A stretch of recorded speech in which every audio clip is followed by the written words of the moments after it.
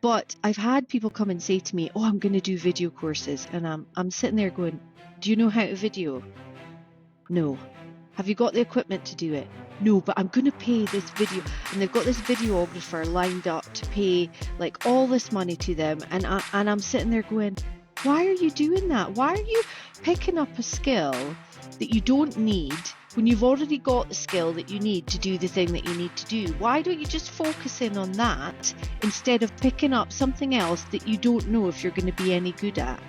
Welcome to the Hands-On Business Podcast. Where else are you going to come to get tips, tricks, and advice on growing your business?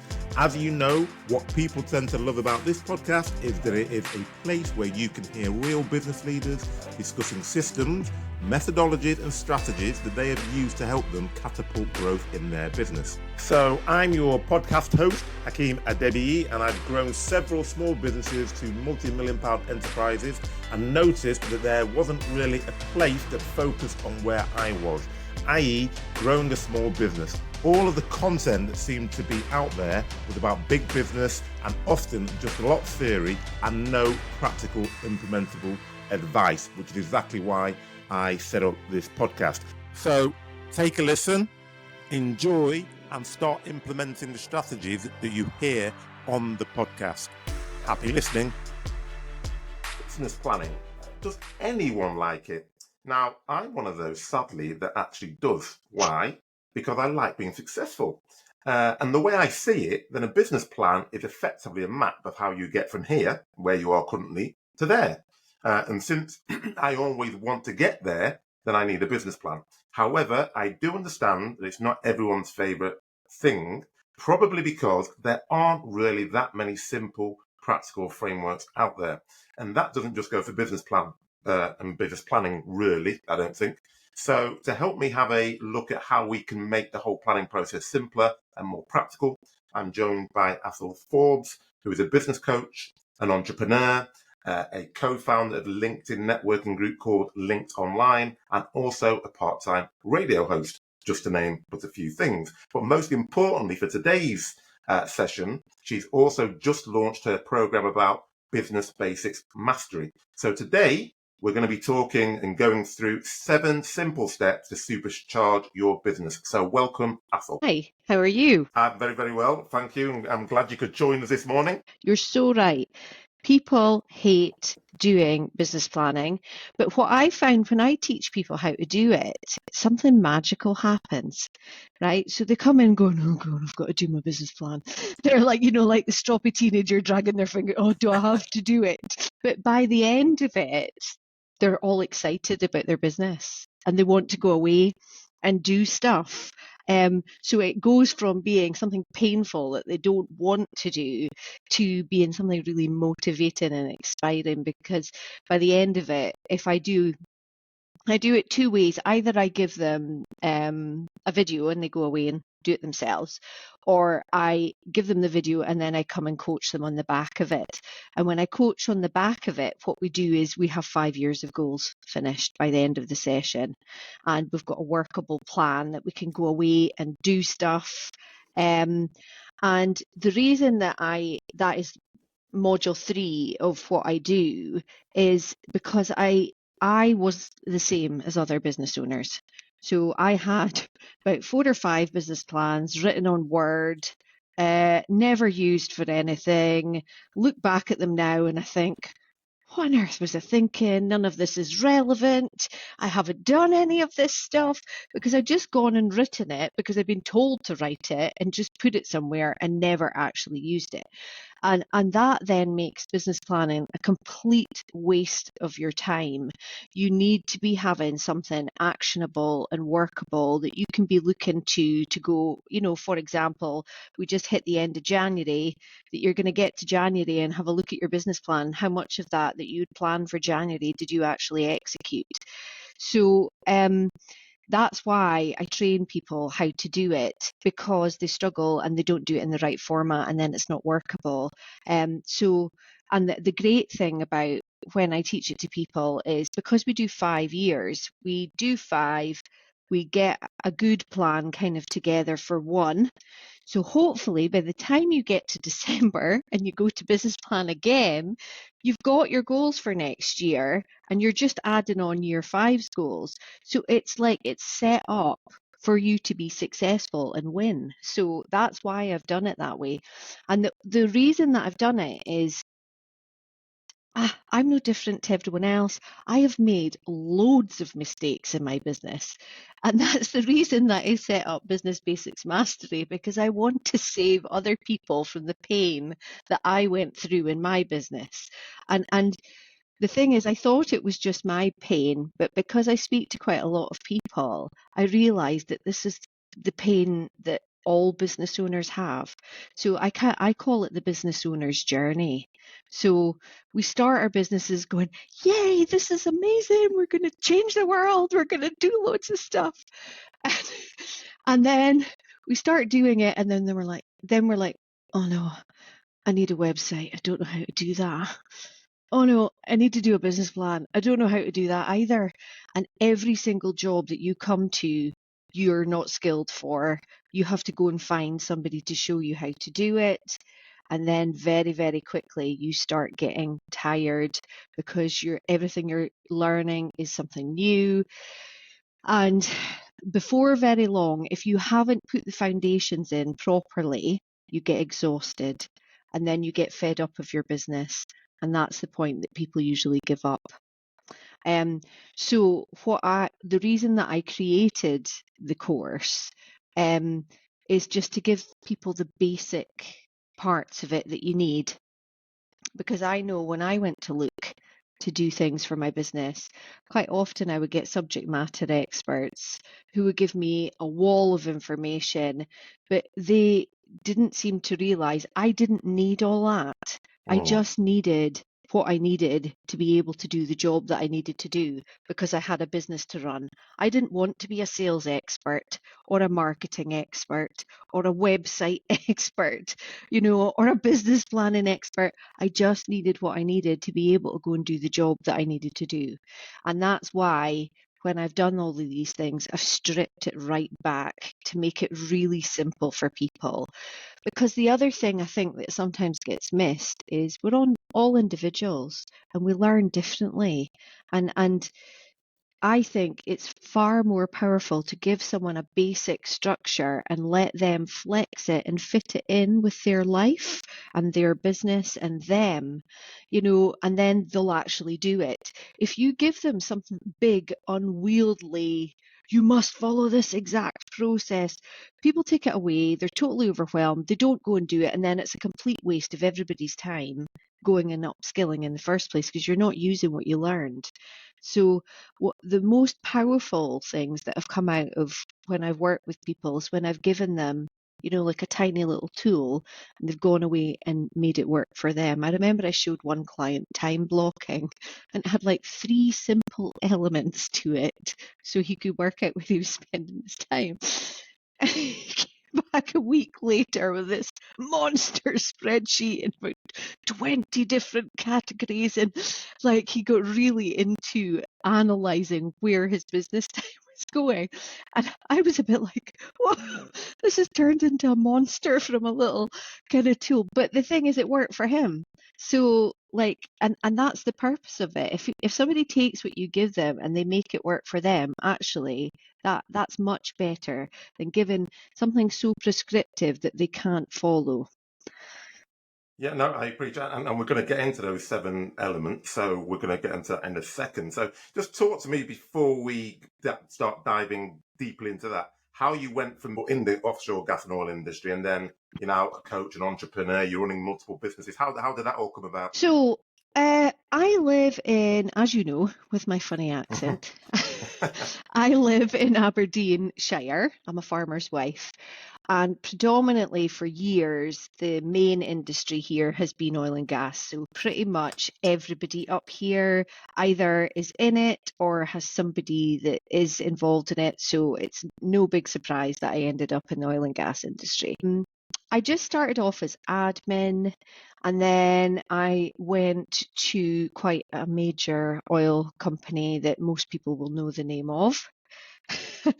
And when I was there, because it was a big multinational organization, I could have ended up doing anything. So it was a great place to go and have an admin job, because the scope for I could have gone into HR. What I did choose to do was go into operations. And what you'll find with a lot of coaches, they usually have an HR background. I don't have an HR background. I have an operational background. So then what happened was I went offshore on an FPSO, but most people don't know what an FPSO is. So it's like an oil rig, but it's just a big boat. And the reason that it's a boat is because we were west of Shetland in the Atlantic, and we got absolutely hammered with the weather. So an oil rig wouldn't have been able to withstand the weather conditions. Luckily, because I'm originally from Orkney, I've got quite good sea legs, so it didn't bother me too much. But yeah, so I worked there, and I was the tech assistant. So basically, I did everything from managing KPIs to helping the guys when they were doing permits to work, to I did the flights on and off the chop. I did the flights on and off the installation. I helped the planner with planning. So it was a really good job where I got to do lots of things.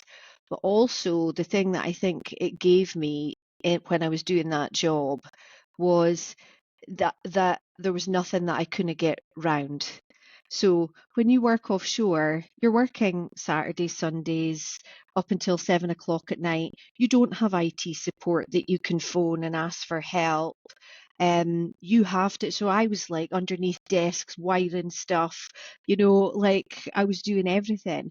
And from that experience, I learned that, there's always a way around everything. You just sometimes have to stand back and think about, right, how am I going to execute this? Like I remember one example in particular, we ran out of food because we couldn't get a boat in to get the supplies off the boat to feed everybody. And they were coming to me going, right, oh, we're going to have to down man. And I was like, what? We're going to have to down man. And I said, are you joking? Look at that window. And they were like, yeah. I said, that's a rig. So they've been able to get their supply boat in. Why don't we just get food from them? We can get a chopper in, but we can't get a boat in. But why don't we get enough food to keep us going until we can get the boat in? And they're like, oh, never thought about that. I said, all we would have to do is drop our passengers over at that side, pick up the food on the flight tomorrow, take it over to us, drop it off, because payload, there's weight ranges on the helicopter.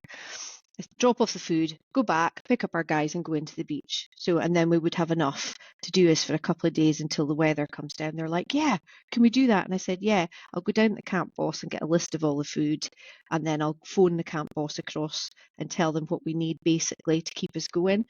So it was things like that where you have to think on the spot about what you're doing. That really, really helped me and helped me on my business journey too. So I did that, and then I came back on shore. There was quite a big accident happen called the Miller accident, and all of those people in that chopper got killed, but we were the other chopper in the air that day. So after that happened, they decided to take my position on shore. And then what happened was I got stolen by bosses. So I got stolen from the OIM to the engineering manager, and then I got stolen from him to his boss, who was the AOM. And then my AOM was a really good guy who's Dutch. He said, we need Athole because she knows everything. She's done offshore and onshore. And that's when I ended up in my performance coach role, because I understood how both sides of the business worked. I'd actually worked offshore and seen how all of that worked. And I'd worked in the office too. So I understood how both of those. So then I got taken on as one of those great titles that nobody ever understands what they mean. So I was a production efficiency improvement specialist. But basically I was a performance coach. So, but I was one of the most unpopular coaches you could ever have, because getting me put in your team was a big red flag to everybody else in the business that you weren't doing so well. So whenever I got put in, people really didn't like me to start off with, and I took it all really personally. But then I realised it wasn't actually to do with me. It was to do with, shining a light on them and, that they weren't doing so good. But I loved that job. So I did that, and then I went away and had a baby. And we had a big redundancy process going on. So I came back into a job that I didn't enjoy. I actually did a piece of work that went up to CEO level. But 2 weeks after I'd spoken to the CEO about this piece of work, then I was made redundant. So I came away going, I've got something here I can actually access at that level. So then I decided to go and start my business. So that's where, and then very bad planning. I started my business, and a month later I found out I was pregnant. The best laid plans. So that kind of stalled things for a little bit. but the good thing about being a business owner, I think, is the thing that I love about it is you can change what you do to suit you. So I came out and I did coaching for a bit, and then the kids were little. So I went and I focused in on LinkedIn for a while. So I was just writing for people because it was easy for me to do. I could just speak to a client for a little bit, and then I could write when they were having a nap or any. So I fitted it all around my life. So I'm pretty good at LinkedIn, which is useful if you're a business owner. And then I came after I was writing, and then I decided I didn't want to do it anymore. Started doing the linked online stuff because I'd done some training for Ian and he wanted to bring me into the business. And then I kind of had a epiphany, at the end of last year, where Huel, that I actually do the radio station with, he's like, Athole, you've got loads of training. Why are you not sharing that? Because that would be so useful to people.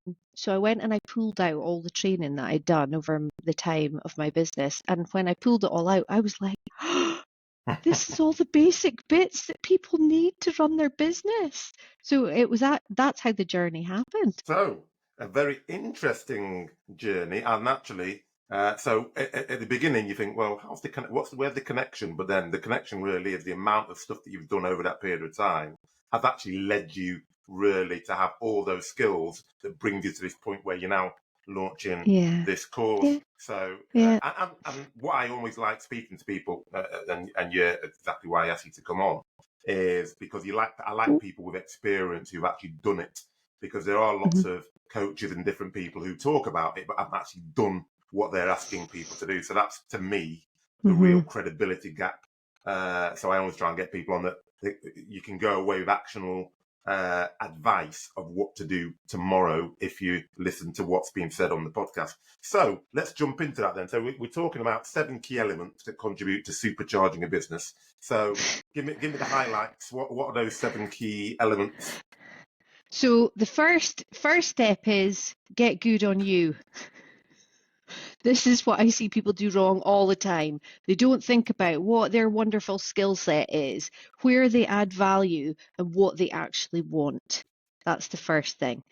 So when people don't take the time to do that at the beginning, they end up hairing off in the wrong direction and then getting pulled from pillar to post. Oh, I might do that. Oh, I might do this. But it's because they haven't focused in on what their value is. So that's why I would always say that that's the most important step to take the most amount of time at the beginning. And I kind of ask 3 questions. What are you good at? Not just good, amazing, better than anyone else. You'll probably have an idea of what that is yourself. But if you're not sure, go and do some feedback work. Because sometimes people will pick up things about you that you don't even realize about yourself. So, for example, Huel asked me to come and do the radio station. Have I ever been on radio? No. Do I know what I'm doing? No. But he saw something in me that he thought would be useful. So that's where you can get a bit of feedback from other people, and it's really helpful. So that's step 1. Step 2 is creating your offer, but not any old offer, not for everybody. right? Create the offer with the things that you're amazing at, that you love delivering, and then work out who are the people that will benefit from this fantastic offer you've got. So in create your offer, I get people to have their niche, I get them to create their packages, and then I get them to create a value ladder. So I think people get these bits wrong. So they get their niche wrong, they don't create the right product. And on their value ladder, they focus on the one piece in the middle, but they don't think about what step, step up from it. What are the two steps up from it and what are the two steps down from it? And actually, when I do that with people, they're like, oh, this is the bit that I had missing out of my business because they'd only thought about like just now. So that's really useful. Then business planning, the bit that everybody hates to do. Well, I don't hate to do it, but other people do.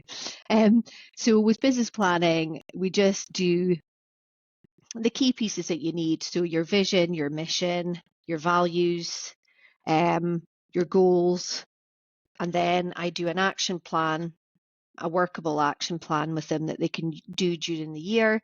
And then we also set up some KPIs to keep them on track, but not a million KPIs because I've seen that done wrongly as well. 20 KPIs and none of them are actually, I would say do no more than 5. Less is best because then you can actually really monitor the health of your business through your KPIs. Number 4 is social media strategy. So a lot of people think, oh, I'll chuck a post up on LinkedIn and my business will rocket. Doesn't work like that. Yeah, sadly. It doesn't work like that.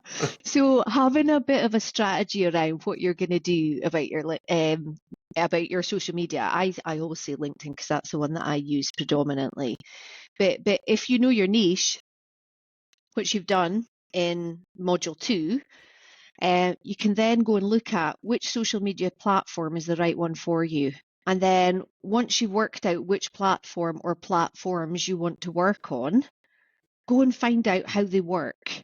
So I give a rough of how they work, but go and get somebody who really, really knows how to use that platform. And then set up a schedule for how you're going to post, how you're going to engage, keeping in mind how much resource that you have as well.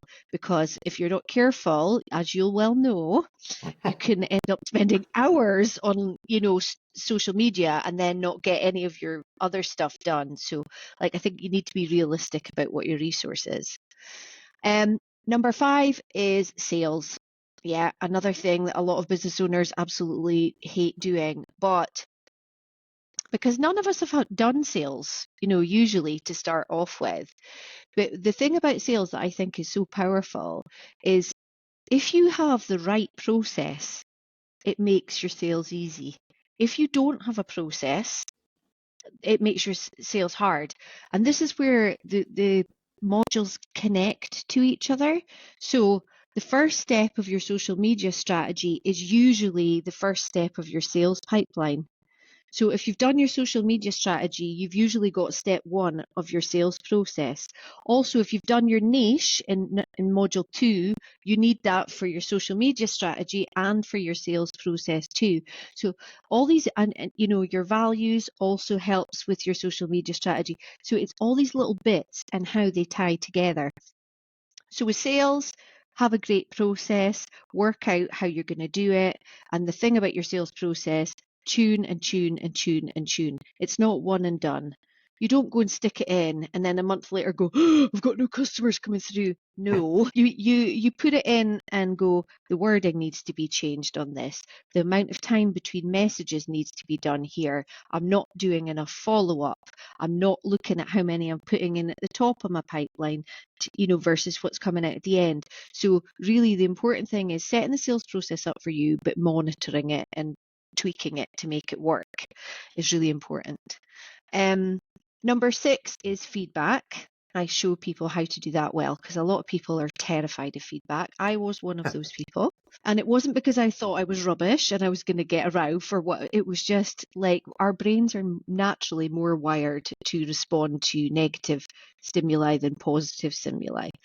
So But when you give a framework and tools to people on how to do something, then it's less scary and it's manageable. So that's why I train about doing feedback.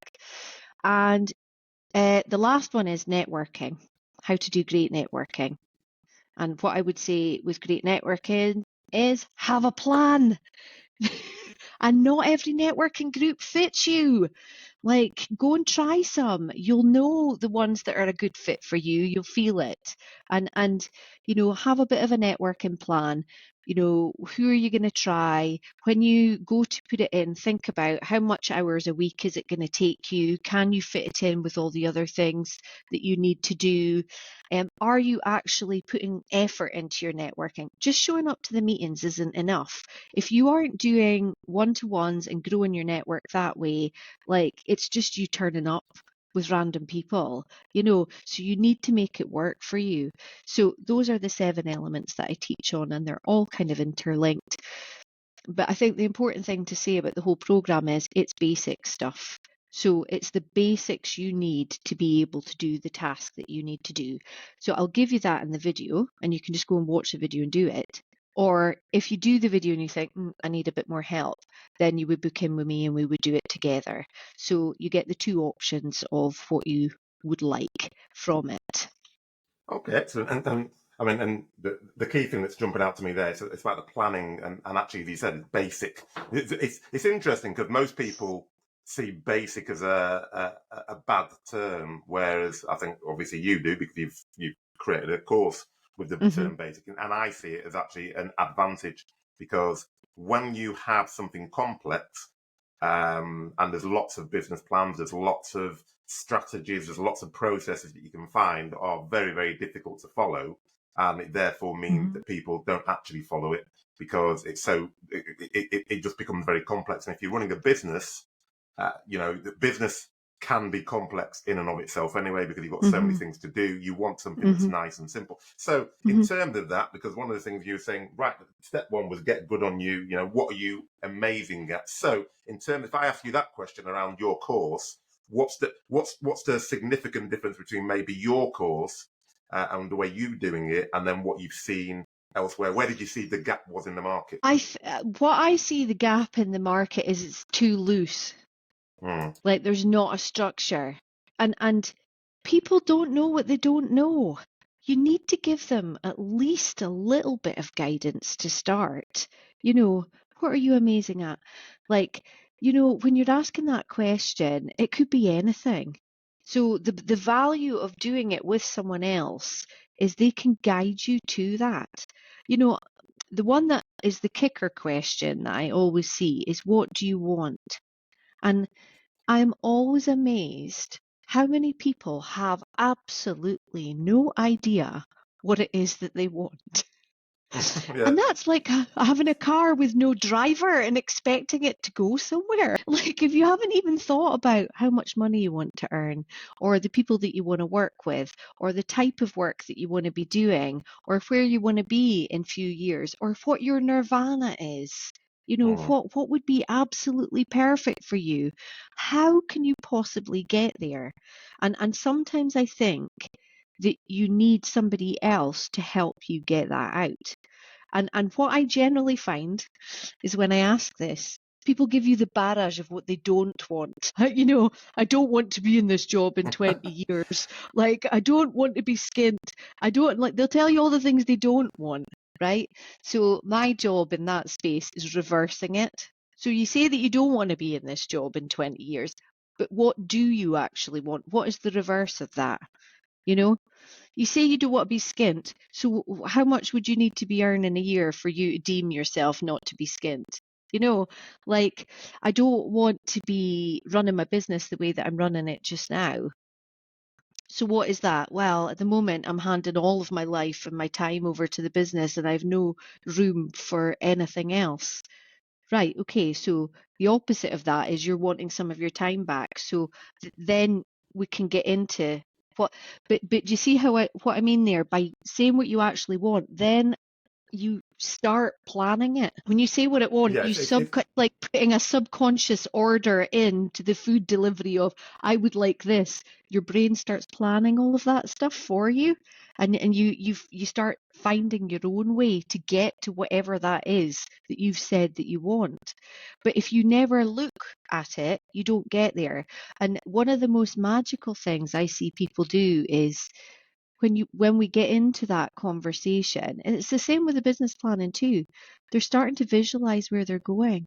They start getting excited, and sometimes I get people to actually close their eyes and put themselves in the place that they say that they want, because it just, you can see it, they relax, they smile, because they're starting to move themselves towards that place that they've stated for themselves. Taking time at the beginning to do that and giving them a simple framework to do that, and then also offering the support, I think is really powerful. I think with what I've seen with other coaches, it's too loose.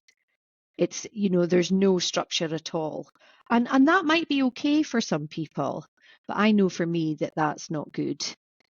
So I've built the program on what is good for me, but I know that I'm not unique. I know a lot of people that are the same as me, because when I've had the conversations, that's what they've said. So the key is there about having a framework, isn't it, really?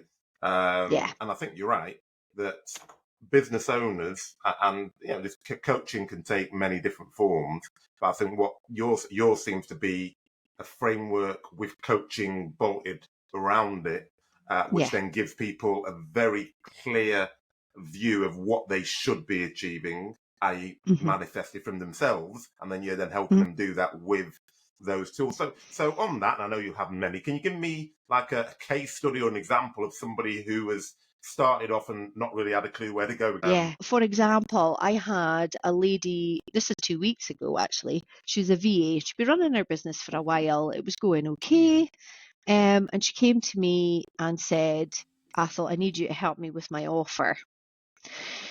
So we sat down and we drilled it into about 3 packages, and those packages were based on what she was really good at and what she enjoyed doing. And people forget that enjoyment factor. See, if you enjoy something, you're generally good at it. Yeah. If you hate something, you're not so good at it normally. So don't discount things that you enjoy doing, because you will add value to those things that you enjoy. So anyway, we got the 3 packages and we discussed what she was going to do, and then she came back a couple of days later and said, oh, I'm just now thinking, I met this other VA and she's doing this fix your stuff in 24 hours, and I'm just wondering if I should do a package like that. And I said, right, stop. You told me when we were doing your packages the other day that you like doing social media and that's where your wheelhouse is. Why would you, and you hated doing all the admin stuff, why would you go and do a package on admin when you don't like doing it? She was like, you know what, you're right. So that was the first pushback. The next pushback was my basic package that she had. She said, oh, I've had a look and other people are doing it cheaper than me. And I said, yeah, but look what they're getting. And she said, yeah, but it looks like they're getting, they're giving the same amount as what I am. And I said, yeah, but look at that price. There's no skin in the game there. They're not going to go and do that. If you're buying a package and it's like 30 quid and you're getting all this stuff, how likely are you to go and do that stuff? Whereas if you are paying a bit more for it, you are more likely to actually go and do what you've paid for. I said, you can price that down if you want, but I don't think you'll get many sales with it. So now she's gone and do it, and that package is selling, which is great because that's them onto her value ladder, because they buy that package, they start doing it and go, oh my God, I actually need some help with this. Yeah. And now they're scaling up with it. That's only within a couple of weeks. That's the power of getting it right. And having the path for your customer there, having the customer journey there, that they can get more from you. And it's not about extracting money from them. It's about giving them what they need and offering them everything so they can choose. If they want a bit more from you, you have that available to them that you can give them it. So that's an example of it with creating your offer. And I think quite a lot of people don't get that right. No, 100%. And I think that the pricing is always an interesting one, because people always think, oh, if I go cheap, then I'll get loads of people. I was having a conversation with someone who's about to launch a business at the moment, and it's, oh, well, I'm going to get them in for free, and I'm going to whack up the price after the first month by saying, right, so you're going to lie. I said, so you're going to lie to them then, are you? So you're going to bring them in. You're going to bring them in for free. I said, even if I was getting the best service in the world, I said, if you gave it me for free, and then you told me that a month later you were going to charge me, even if it was a small amount, I would be so Mm-hmm. offended that you'd got me in under false pretenses. I'll drop out. I don't care what it is. And I Yeah. said to him, I said, I'm not saying everybody's like me, but you want to start. I said, if you're going to do it for free and you're going to put the price up, you at least need to tell them that it's a 1 month offer for free, a try before, Mm-hmm. whatever it is. I said, but Mm-hmm. people are always obsessed with trying to, oh, if I get it really cheap. And what I found personally is the less I charge, the worse customers I get. I find. Yes, exactly. The more I charge, the less they're asking for, like, oh, can you do this and can you train that? Whereas when I ever charge a lower price, the amount of hassle you get from those customers is horrible. So Yeah. I've left that a long time ago, trying to get in on a cheap deal. Yeah, the other point that you're making there, though, that I think is imperative that people don't realize, like when we get told about marketing, and it's the same in sales or anything else as well, you know, marketing is to attract the people you want, but it's to repel the people you don't want. And 100%. that repel part doesn't get used often enough. And like when you're doing your sales process, qualifying your leads is so important, because if you don't qualify them, you end up with those clients that you don't want. So like and the thing is, I think this happens in a lot of businesses. You start and you're just like, I just want revenue coming in. So you take anybody that's got a pulse and a wallet. Yeah. And very quickly you realize, oh my goodness, like for me, right? Don't get me wrong, I like financial advisors, but I don't have them as clients.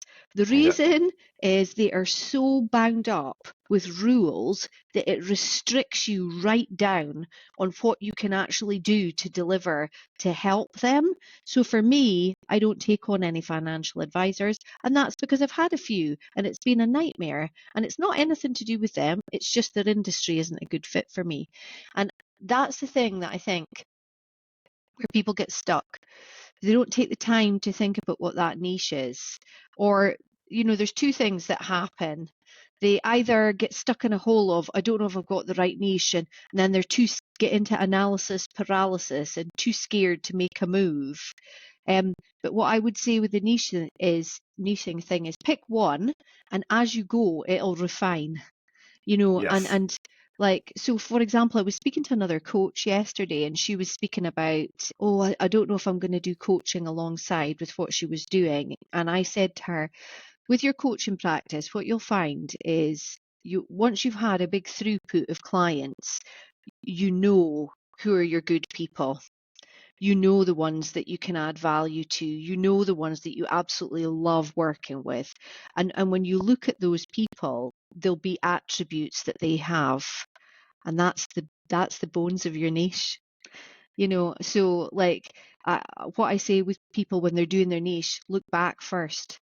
Look back at who you've had or what you've dealt with first, and that helps you to go forward in a productive way, because you'll already know who's right for you. It's just you haven't thought about it enough. Yeah, no, I think that's those first two steps, isn't it? Because once you know what you're good at and what you're amazing at, therefore you then know very clearly where you can add value.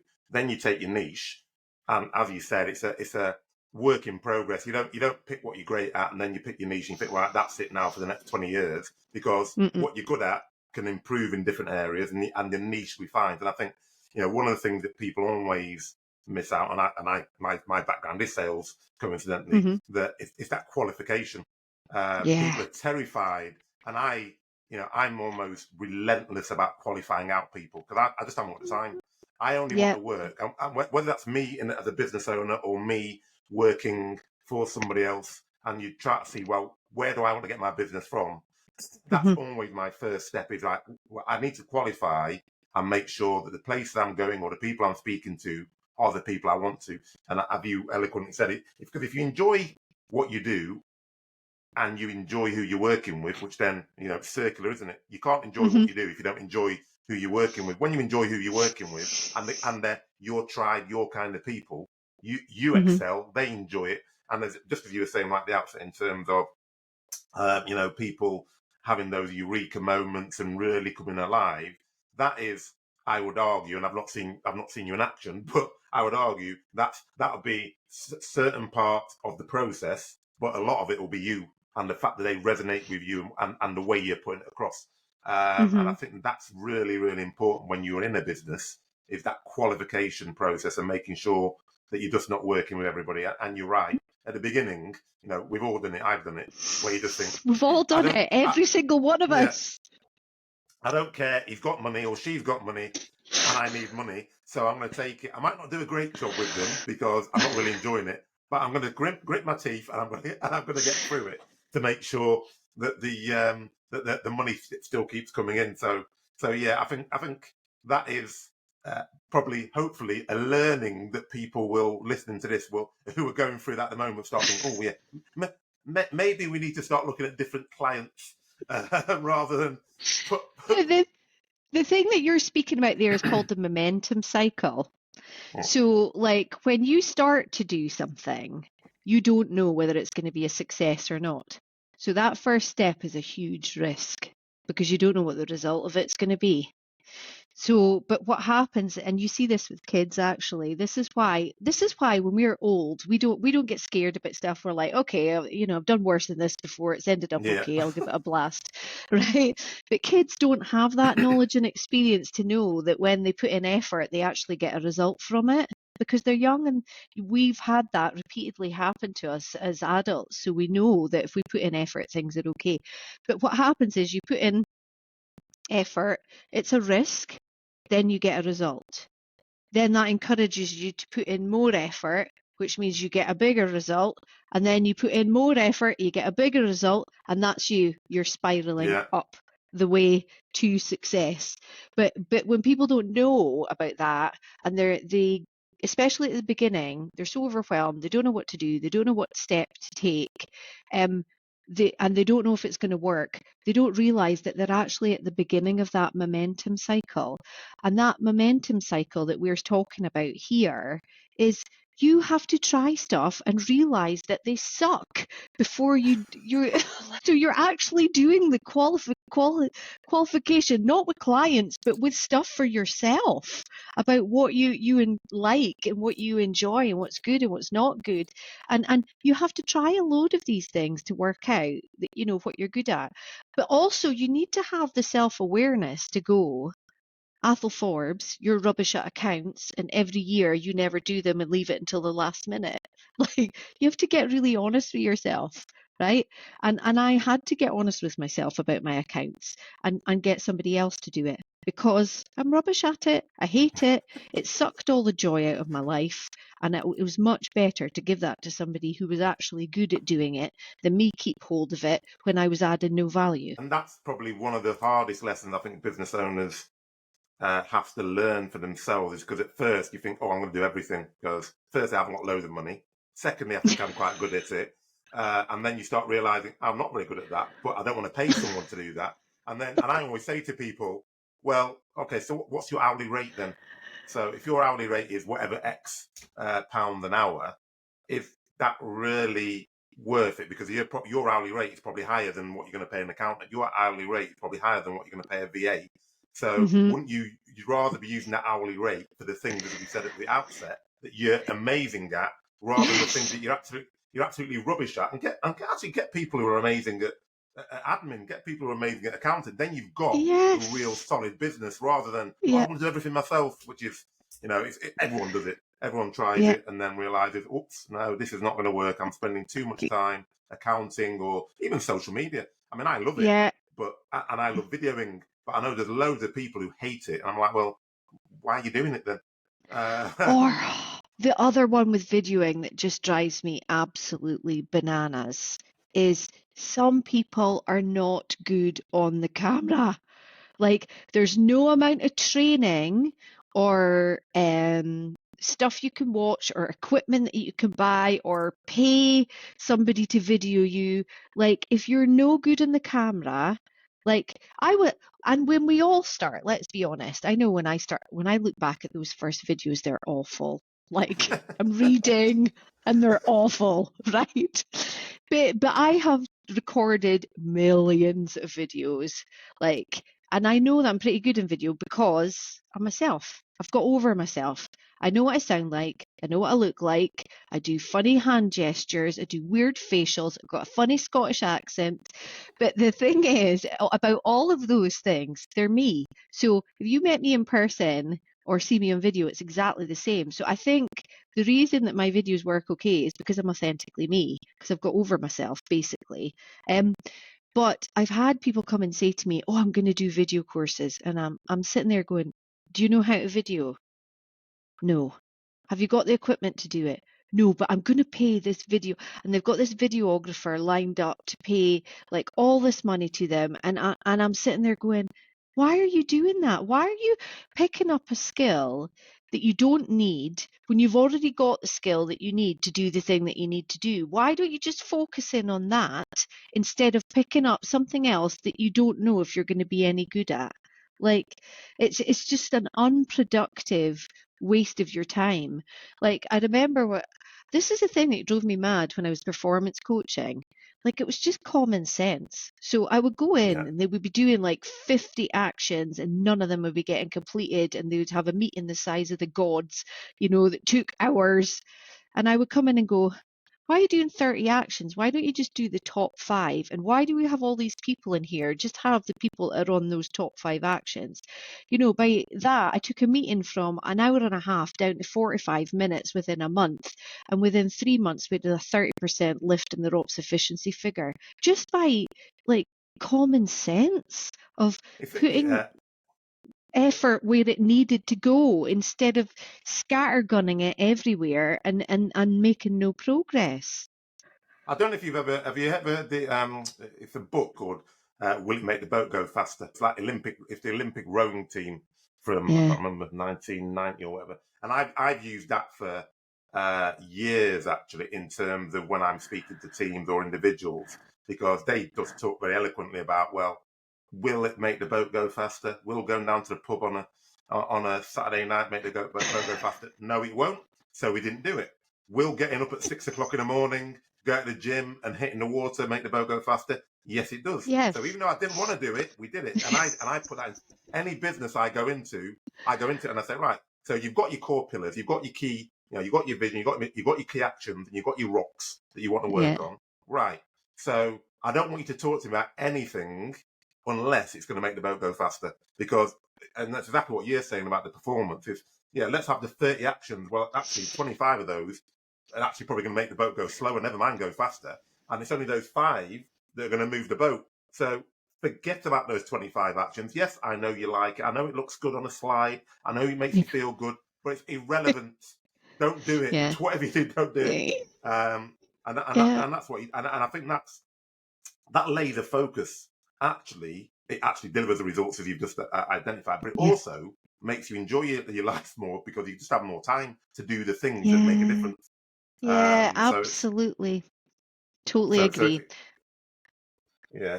So in terms of, because right at the beginning you said that when you're doing a business plan, you give them they walk away with a 5-year plan, and this is one of the key challenges of business plans, which I know you've overcome, and I certainly have, is that business plan is normally done. It's for 5 years. It goes in the drawer, and then your manager comes at the end of the next year and says, "Right, let's review You your done business this? plan. Let's review your business plan." And a week before you're meeting him, you're panicking, thinking, right, I've got to do this, I've got to do that. So in your planning methodology, how do you Yeah. make sure that doesn't just sit in a drawer and it's a live document that you're using to manage So and measure? what I do is I've got an action plan page. So what you do is once you've got your 5 years worth of goals, you take action if I only say about 4 goals. You take those 4 goals and you put them onto your action plan. And then what you do is you break it down. That goal, what needs to happen to make that goal happen? So if it's a revenue one, for example, how many sales do I need to have done to get to that revenue figure? How many sales do I need in quarter 1? And then for quarter 1, how many do I need in January? How many do I need in February? How many do I need in March? Right, okay, what's the next thing? And it's just like breaking that bigger goal down into the manageable steps that needs to happen, and then putting them in quarters, and then putting a start date and an end date, and then you've got percentage complete, and at the end I've got not started, which automatically goes to red because you don't want heaps of reds on there. I've got in progress, which is yellow, which usually has I ask them to put in a percentage complete for the in progresses, because if you've got in progresses and they're all sitting about 80%, you're probably going to be on track to get that finished within the period that you've set for yourself. But if you've got in progress and all of them are 10%, it's the end of the month and it needs to be completed by the end of the month, you can't manage that. And then the greens are completed. So I switch the filter for completed off, because once they're done, you don't need to go back into that. They're done. So I put the filters on for the beginning of each month. So you're looking at, what have I got that's red and what have I got that's yellow, and looking to make sure that those reds and yellows are gone by the end of the month. And the thing is, with the filtering system, you just switch on what you need. So like you switch on for the week if you want to work it by week. You can switch on by the day if you want to work it by day. You can switch it on by the quarter if you want to work it by quarter. So I think the action planning part of it is much better, because then you're actually doing the actions that are on the business plan. So this is keeping you on track. And what I find, a lot of business owners set goals and stuff, they go away and do heaps of other stuff, but they don't actually do the stuff that they committed to do in the goals. So then what a waste of time even setting your goals up in the first place. And it means then you get to the end of the year and you're like, what have I achieved this year? Because you've let yourself go totally off track from what you planned. So that is why I do it that way, is to help people actually manage what they're doing properly. I think that's one of the biggest issues I've found when you're doing business planning, and I love business planning actually, but it's actually having a tool that links it all together. Because normally, you might do it on a Word document, or you do it on a PowerPoint, and then you're then tracking, your actions somewhere else in an Excel spreadsheet or somewhere. So it's not all linked up. Whereas obviously yours. So if yours is it an online platform? Well, I just do. Remember, I'm basic, so it's simple. It is an Excel spreadsheet. It's a really simple Excel spreadsheet, because if we get into all these tools and stuff, then people don't know how to use them. Then they don't use them because they don't know how to, right?